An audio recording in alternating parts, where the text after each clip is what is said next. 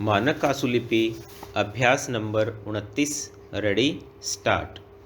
अध्यक्ष महोदय, हम एक ऐसे दुराहे पर खड़े हैं जहां हमारा भविष्य हमें आगे की तरफ ढकेल रहा है और अतीत पीछे की तरफ घसीट रहा है।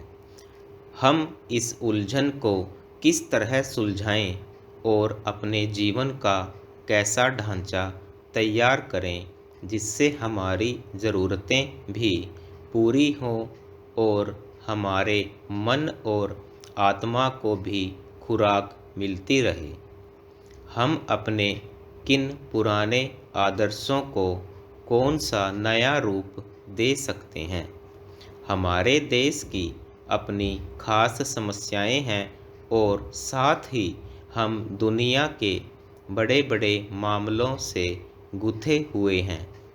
दुनिया आज गजब की तरक्की करने के बावजूद ऐसा जान पड़ता है कि वह अपने आप पर से विश्वास खोती जा रही है।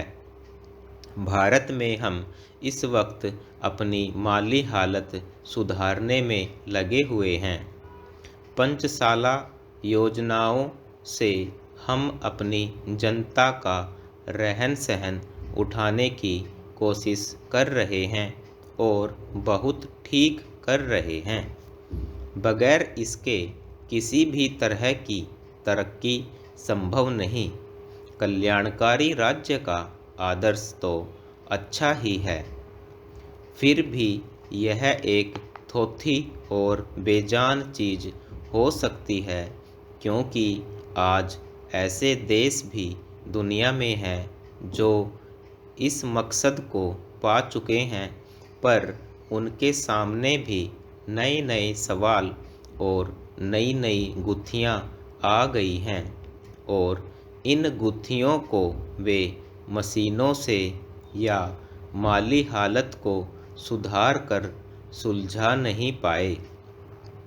मानव स्वभाव की कुछ बुनियादी ज़रूरतों को पूरा करने में अब तक धर्म और मजहब का काफ़ी बड़ा हाथ रहा है, मगर इस तरह के धर्म की पकड़ अब ढीली हो चली है।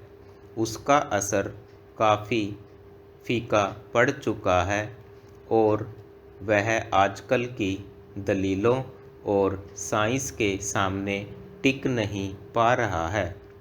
धर्म में विश्वास हो या न हो, पर इंसान के लिए किसी ऐसे आदर्श में अडिग विश्वास का रखना जरूरी है जिससे जीवन का रस मिलता रहे, जो हमें आपस में गुत्थे रखे।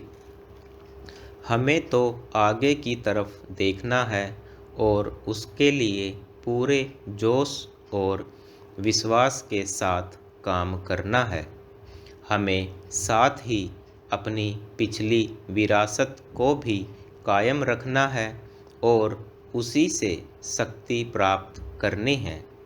परिवर्तन जरूरी है, मगर अपने पुराने इतिहास से मुंह फेरना अपनी ही जड़ों को खोदना है। अतः इस परिवर्तनशील समाज में यह देखना भी आवश्यक है कि इस परिवर्तन से कहीं किसी स्थान पर सामाजिक ढांचों को चोट तो नहीं पहुंचती या किसी रूप में सामाजिक अहित तो नहीं हो रहा है। अगर ऐसा होता है तो फिर उस परिवर्तन से कोई लाभ होने वाला नहीं।